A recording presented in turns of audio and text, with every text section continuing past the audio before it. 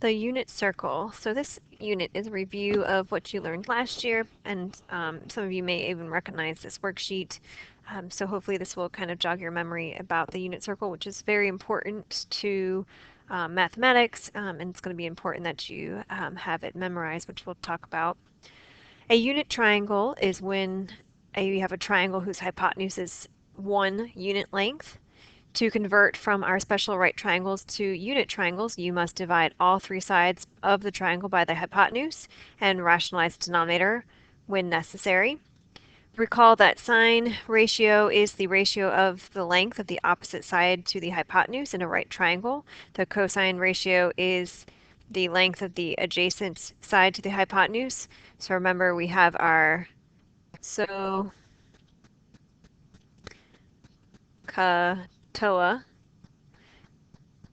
And so we talked about sine is the S, is the opposite over hypotenuse. Cosine is the C, which is adjacent over hypotenuse. And tangent, which is the T, is opposite over adjacent. So we talked about these in Math 1, 2, and 3. And so that's what we're talking about right there. The side length relationships for a 30, 60, 90 triangle and 45, 45, 90 triangle are shown below. So here is our 45, 45, 90 triangle. So it's 1, 1 root 2, which we've talked about before. And for this, we talked about last year doing the conversions. So if we want a unit triangle, we divide all of these sides by root 2. And of course, when you divide by roots 2, you don't want to leave your fractions like this when we're upper level math. You want to rationalize the denominator.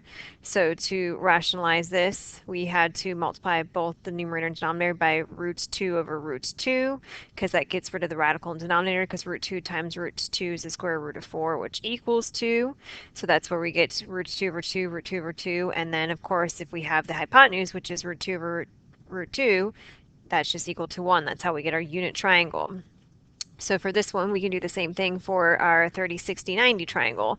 Now the hypotenuse, again, which is across from the right angle, is 2. So if we divide all of our sides by 2, we end up with 1 for the hypotenuse.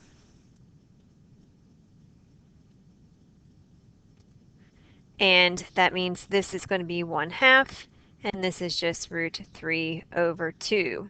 And we use these unit triangles, remember, to help us with our unit circle, which we'll get to in just a minute. So recall that there are 360 degrees in a circle, and we also talked about last year there are 2 pi radians in a full circle. Label the circle below using degrees from 0 to 360 and in radians from 0 to 2 pi, counterclockwise starting from the positive x-axis. I've started this for you, so go ahead and do this part on your own, and when you're done you can unpause and we'll go ahead and check it. Recall to convert degrees to radians, you can multiply by pi over 180, and remember to always leave your radian measures in simplified fraction form with pi. All right, so now that you've filled this out, let's go ahead and take a look. So going around the unit circle, we start off with 0 degrees, and we can count by 30. So 0, 30 degrees, 30 plus 30 is 60 degrees, plus another 30 gives us 90, plus another 30 degrees would give us 120 degrees.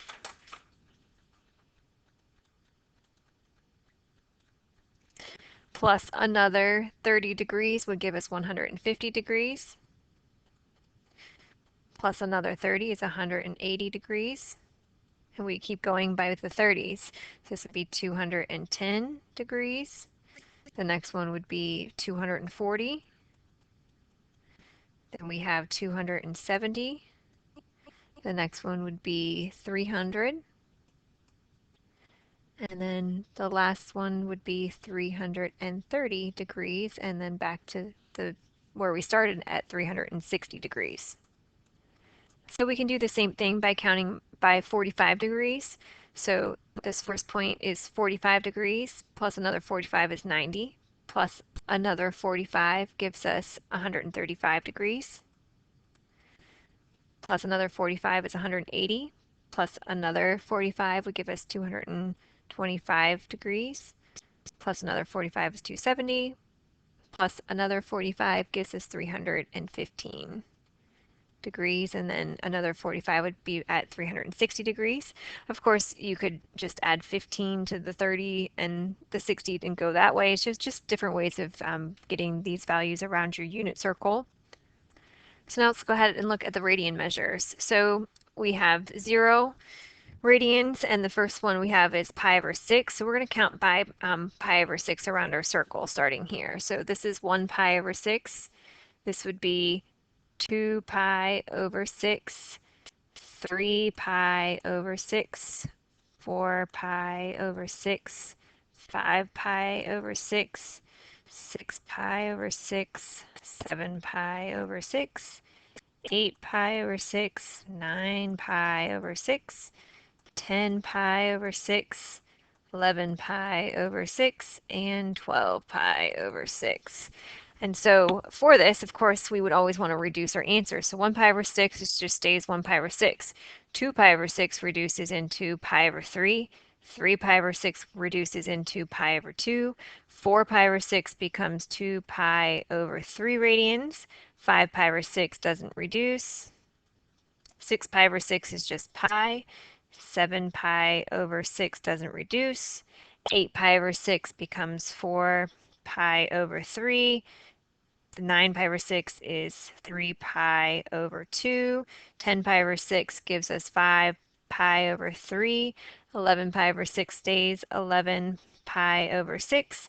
And of course, 12 pi over 6 becomes 2 pi. I guess it's right there. So that gives us our radian measures around our circle going by 30 degrees, or in this case, pi over 6. We can do the same thing by counting with pi over 4. So this would be 1 pi over 4, 2 pi over 4, 3 pi over 4, 4 pi over 4, 5 pi over 4, 6 pi over 4, 7 pi over 4, and 8 pi over 4. And then, of course, you reduce. 1 pi over 4 stays 1 pi over 4. 2 pi over 4 is pi over 2. 3 pi over 4 doesn't reduce. 4 pi over 4 is, of course, pi. 5 pi over 4 would just stay 5 pi over 4. And then we have 6 pi over 4, which is 3 pi over 2. 7 pi over 4 stays 7 pi over 4. And of course, 8 pi over 4 is that 2 pi that we already have. So that's another way you can do this, is count by the pi over 4. And some of them you already had, so you didn't really need to do again. But again, I'm just showing you just count by that pi over 4 around your circle. Some other things to notice when we're looking at these values. So if we look at the first quadrant, notice that it goes pi over 6, pi over 4, pi over 3. And that kind of corresponds to our other quadrants. We have 3, 4, 5, 6, 6, 4, 3, and 3, 4, 6. So kind of just repeats as we go. Something else you can notice is that in quadrant 2, which is here, the numerator for our radian measures is 1 less than denominator, so we have 2 over 3, so 2 pi over 3, 3 over 4, so 3 pi over 4, 5 pi over 6, 5 over 6. In this quadrant 3, notice that the numerator for our radian measures is 1 more than the denominator, so 7 over 6, so 7 pi over 6, 5 over 4, 5 pi over 4, 4 over 3, 4 pi over 3. And in this quadrant, quadrant 4, notice that the denominator is 2 times the denominator, and then minus 1. So 2 times 3 is 6, minus 1 is 5. 2 times 4 is 8, minus 1 is 7. 2 times 6 is 12, minus 1 is 11. So these are just different things that people have mentioned over the years. So I thought that I would mention them to you because it might be another way that might help you to memorize your unit circle for the radian measures. So again, make sure you have the degree measure, the radian measure memorized. So the diagram below shows a right triangle ABC in the plane in the unit circle, centered at the origin. The central angle measures theta as 30, 45, and 60 degrees as shown. So for this first one, it says a unit circle is a circle with radius of 1 unit. What is the length of the hypotenuse in each circle? Label the measure on each circle. So if it is a unit circle, which means the radius is units 1, that means that each of the hypotenuse, which again is across from the right angle, is equal to a value of 1. So it's the hypotenuse. And then it says label the side lengths of the triangles in each circle in exact form using our unit triangle conversions. So if you go back up here, remember we did the unit triangle conversions. This one was for the 45, 45, 90, and this is for the 30, 60, 90. So look across from the 30 is 1/2, and then across from the 60 is root 3/2. So across from the 30 is 1/2, and across from the 60, which would be this side, would be root 3/2. And then the same thing over here, across from 60, root 3/2. Across from 30, which would now be this angle, would be 1/2. And for 45, 45, 90, we get root 2/2 and root 2/2. So now we've labeled those.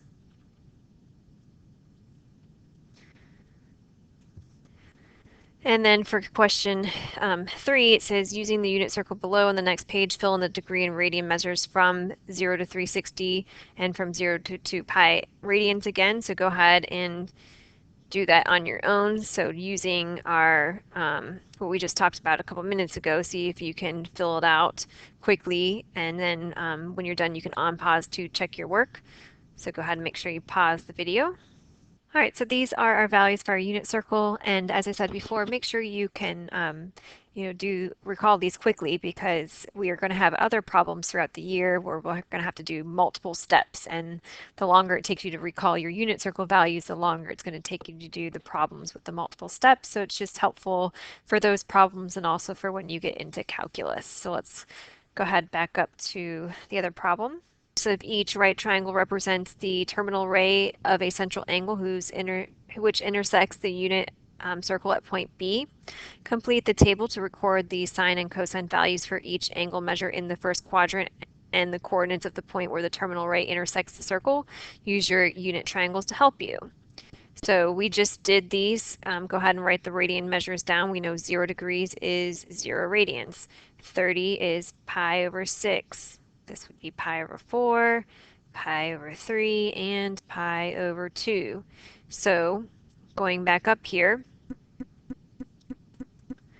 we're going to use our unit triangles. So again, remember, TOA. So sine is equal to opposite over hypotenuse. Cosine is equal to adjacent over hypotenuse. So if we go back to our table, we're going to do cosine first. So cosine is the adjacent. So if I look at this first one here with the 30 degrees, the adjacent is root 3/2 over the hypotenuse, which is 1. So the cosine of 30 degrees would be equal to, again, adjacent root 3/2 divided by 1, which is just root 3/2.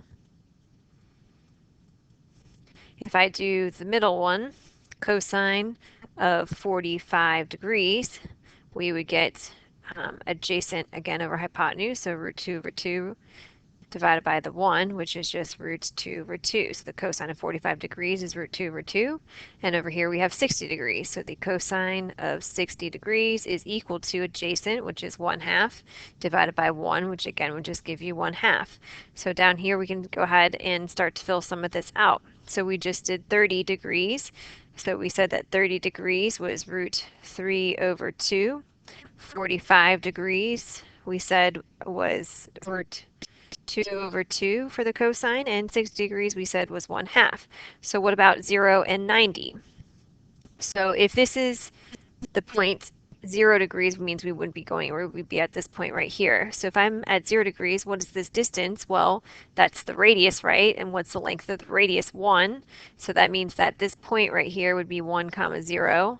And at 90 degrees, we'd be up here. And again, this is a length of 1 because it's the hypotenuse. The hypotenuse is the radius of the circle. That's what I meant to say. So this is over 0 up 1. So how do you find the sine and cosine of that? Notice that for each of these, that would just tell you the value that you're going out. So notice that our cosine value, we have to figure out if it's the x or the y. So let's go ahead and look at, before we do that, let's go ahead and look at the sine of 30, 45, and 60. And that will help you, hopefully, if you don't remember from last year. So if I look at the sine of 30 degrees, the sine is opposite over hypotenuse. So 1/2 and over 1 would be 1/2. So opposite of 30 is 1/2, divided by the hypotenuse, 1. So this would be the sine of 45 degrees is equal to opposite root 2 over 2 divided by 1, because that's a hypotenuse, so root 2 over 2.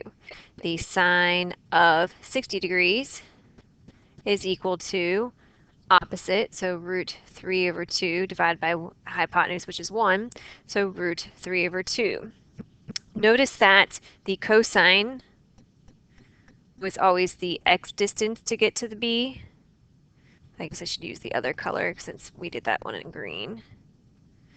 So the cosine was this distance here for each of the triangles.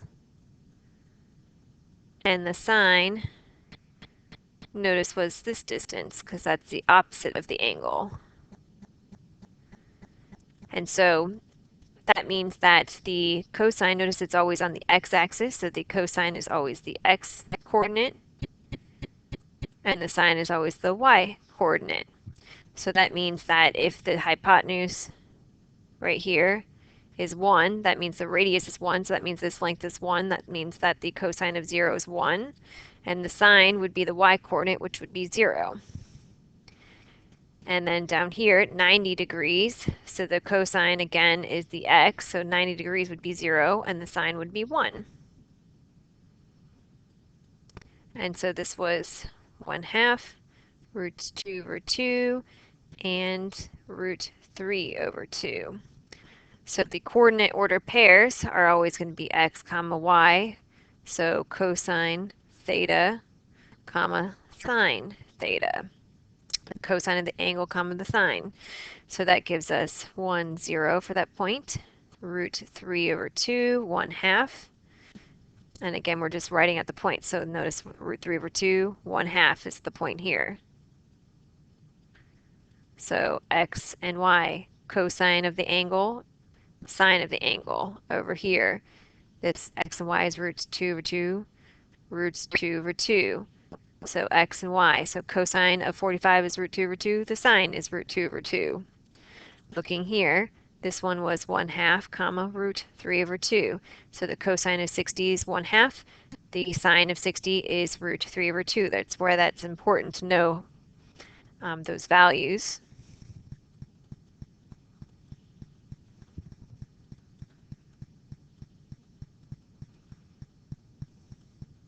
Because they help us fill out our unit circle values. So Jackson conjectured that the coordinates of the point where the terminal ray of the central angle theta intersects the unit circle can always be written as cosine theta comma sine theta. We just actually talked about that, so yes, he's correct. So we just talked about why that was, again, using your triangle. So cosine is always x, sine is always y, because again, you're dividing the hypotenuse. Everything is being divided by 1 on your unit circle. All right, so let's go ahead and fill out our coordinates on our unit circle. So this is a unit circle has a radius of 1, so we know that this point here, we're going over 1 unit and up 0. At 90 degrees, we're going over 0 and up 1. At 180 degrees, -1, 0. And at 270, we have 0, -1. So then for our coordinate order pairs, we just talked about what the coordinates were. So we know here at this first point, we have root 3 over 2 and 1/2. And we just talked about that because of this special right triangle that we have. So we said that this was our 30 degrees, and we made this into a unit triangle, so that made the hypotenuse 1, and we said the x-coordinate was our root 3 over 2, and the y-coordinate was 1/2, so that's how we get this point. So cosine is adjacent over hypotenuse, so the cosine of 30 degrees we then know would be equal to root 3 over 2 because, again, it's the x-coordinate. If I wanted to do the sine of 30 degrees, the sine of 30 degrees would be opposite over hypotenuse, so 1/2. So that's where those values come in. So with these values, we can take that. This triangle can be reflected over the y-axis, and it would make this triangle over here. So it's the same triangle, just reflected. So we know that if this is root 3 over 2, 1/2, then this point is also root 3 over 2 and 1/2. But notice because we are in quadrant 2 that the x-coordinate would be negative and the y-coordinate positive. So this would be negative root 3 over 2, so negative x and positive y. So that means I would need to add the negative in front there. So we can go ahead and reflect this triangle again to get this triangle here. And now in this quadrant, we know that x and y are both negative. So this would be negative root 3 over 2 and negative 1/2. And we can again reflect the triangle over here, and if we reflected it again, we can either reflect the original one we started off with across the x-axis, or we can reflect the last one we just did across the y-axis again. So now in this quadrant, we know that our x-coordinate is positive and the y-coordinate is negative, so this gives us root 3 over 2 and negative 1/2. So now we have all those first coordinates from our graph. So I'm going to go ahead and erase these lines.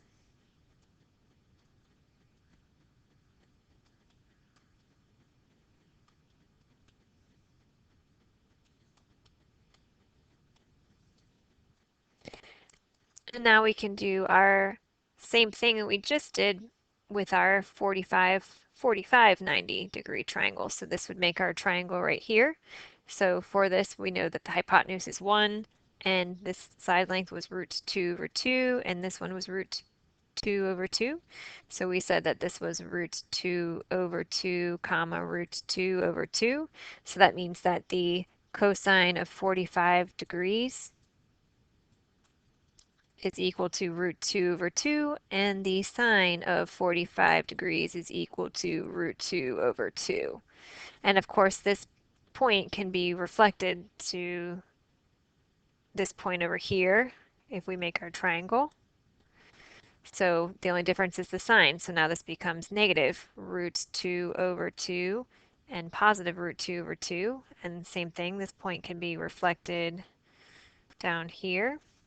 So this would give us now a negative negative. So negative root 2 over 2 and negative root 2 over 2. And this point is also going to correspond with this point over here.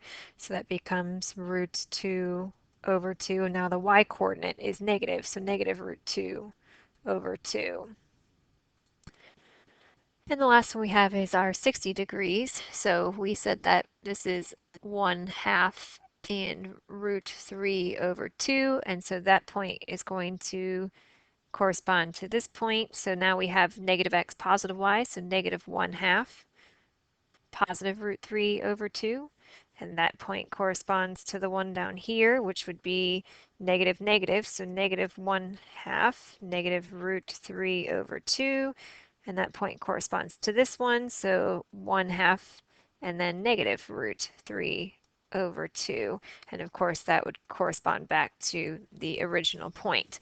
So notice that those points are all similar, except for, of course, the signs are just changing depending on what quadrant we are in. So for this one, if we wanted the cosine of 60 degrees, I know it's equal to 1/2, and the sine of 60 degrees is equal to root 3 over 2.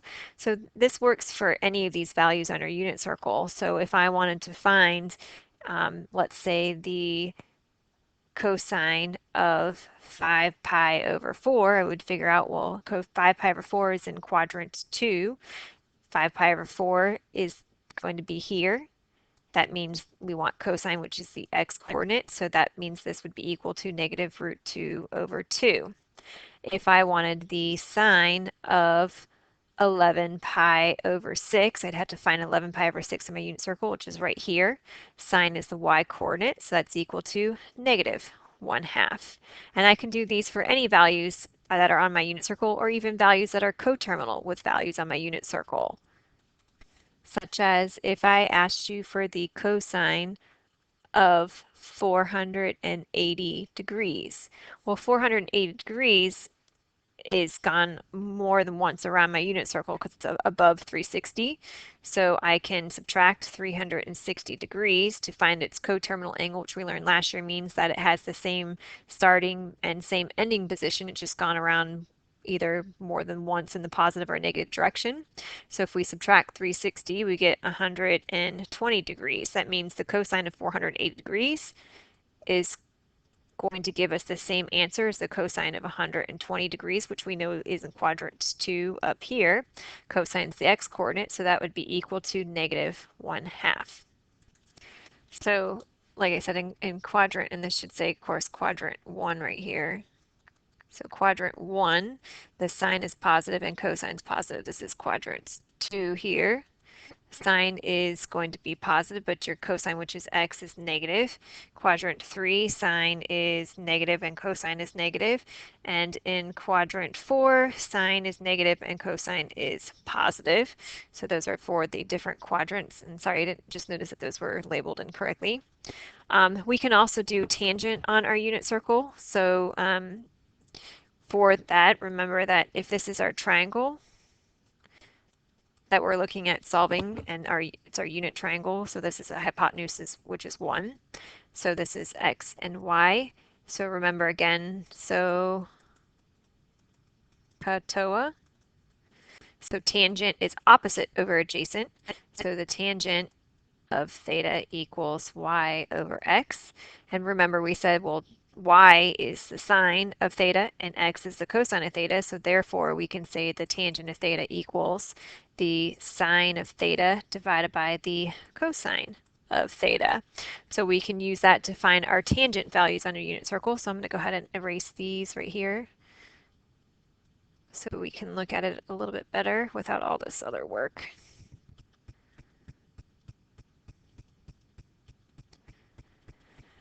So for the first one that we have, if we want to find the tangent, I'll use a different color. So tangent of 0 degrees would be equal to sine over cosine. So y over x, 0 over 1, which is just equal to 0. So the tangent of 0 degrees is 0. The tangent of 30 degrees would be equal to, again, sine over cosine, so 1/2 divided by root 3 over 2. So that when you have a fraction divided by a fraction, you multiply by the reciprocal of what's in the denominator. So this becomes 2 over root 3. So those cancel to give us 1 over root 3. We want to rationalize the denominator by multiplying by root 3 over root 3. So this gives us root 3 over 3. So then the tangent of 45 degrees would be equal to root 2 divided by 2 divided by root 2 divided by 2. So if you divide two of the same numbers, that means that's just equal to 1. And the tangent of 60 degrees would be root 3 over 2 divided by 1/2. So that would be equal to root 3 over 2 times 2 over 1. Because remember, you keep change flip, so keep the first, change multiplication, and flip. That cancels out to give us the square root of 3. And the tangent of 90 degrees would be equal to 1 over 0, which we can't have, so that's undefined. So that would give me the tangent values in my first quadrant. And so those tangent values are going to correspond to other values on my unit circle. So over here, notice the x and y coordinates are the same except for the signs. We have one sign as a positive, which is the y, and the x coordinate is negative. So that means that this would be negative root 3 over 2 if we were to divide the sine and the cosine coordinates. Down here, or not over 2, sorry, root 3 over 3. So down here, since we have a negative divided by a negative, well, negative divided by negative would be positive, so that means this answer would be root 3 over 3. And over here, that means this answer, because it's a negative divided by a positive, would be negative root 3 over 3. So now we have tangent in all the quadrants for the pi over 6 and values, so 5 pi over 6, 7 pi over 6, and 11 pi over 6. So if we look at all the pi over 4 ones that we have, again, just the same number, except for you look at the signs. So a positive divided by negative means this is going to be -1. This would be +1, and this would be -1. And then at the pi over 3's, we have root 3. This would be negative root 3. This one would be positive root 3. This would be negative root 3. And then here we have 0, and this one is also undefined. So those also give us our tangent values on our circle. So if I just erase this real quick, and there you go. So again, this point, this point, this point all correspond. And same thing with the middle points, and of course these points as well. So notice the only difference is the signs that are changing. So make sure you know, again, your degrees, your radians, your coordinate order pairs, and of course also your tangent values on your unit circle.